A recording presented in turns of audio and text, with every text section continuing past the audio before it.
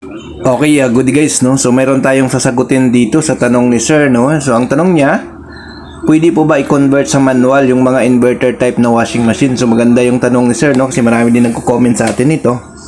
So ang sagot ko po dito ay hindi, no? So hindi siya pwede i-convert kasi ang inverter washing machine kadalasan gumagamit yan ng inverter motor.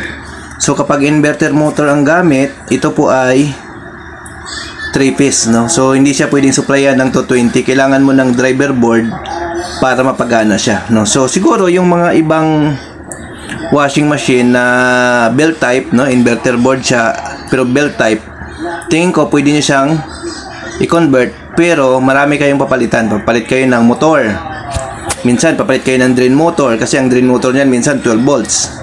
Papalit kayo ng inlet valve kasi yung inlet valve 12 volts, no?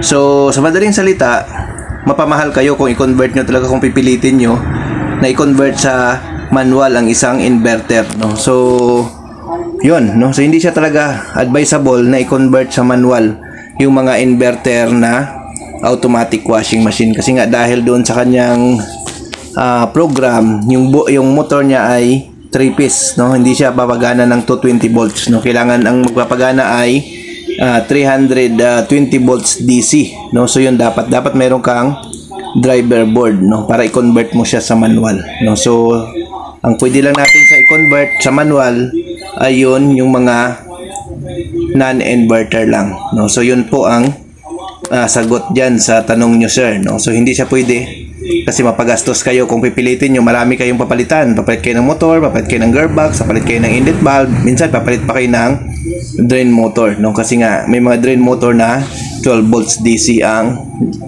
kanyang takbo. So yun, no, sana nasagot natin ang inyong katanungan, sir, about dito sa pag-convert ng manual to from inverter to manual washing machine. Okay, thank you. Comment lang kayo guys para sasagutin natin ang inyong mga katanungan.